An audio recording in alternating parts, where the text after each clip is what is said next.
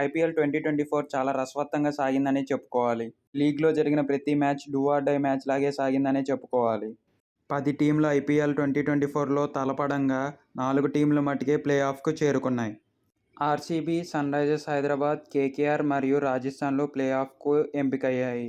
ఫైనల్స్‌కు KKR మరియు Sunrisers Hyderabad చేరుకుంది. ఈ మ్యాచ్‌లో కేకేఆర్‌దే పైచేయి అయి కేకేఆర్ కప్పు కొట్టేసింది. కేకేఆర్ టీమ్‌కు మెంటర్ అయిన గౌతమ్ గంభీర్ చాలా ఆనందంగా ఉన్నాడు ఈ విజయం తర్వాత.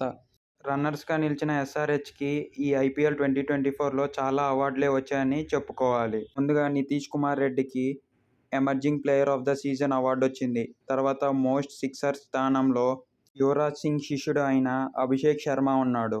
మోస్ట్ ఫోర్స్ కొట్టిన వ్యక్తిలో హెడ్ నిలిచాడు. బెస్ట్ ఫెయిర్ ప్లే టీమ్‌గా సన్‌రైజర్స్ హైదరాబాద్ ఎంపికైంది. ఈ వీడియోలో మనం చెప్పుకునేది ఏంటంటే the player who played the less dot balls in IPL 2024 season. అంటే ఐపీఎల్ సీజన్ మొత్తం మీద ఏ ప్లేయర్ అయితే అతి తక్కువ డాట్ బాల్స్ ఆడాడో ఆ ప్లేయర్కి అన్నమాట. ఆ ప్లేయర్ ఎవరో గెస్ చేసుంటే ముందు కామెంట్స్లో చెప్పండి. మీరెవరూ కామెంట్ చేయలేరని నేను అనుకుంటున్నా.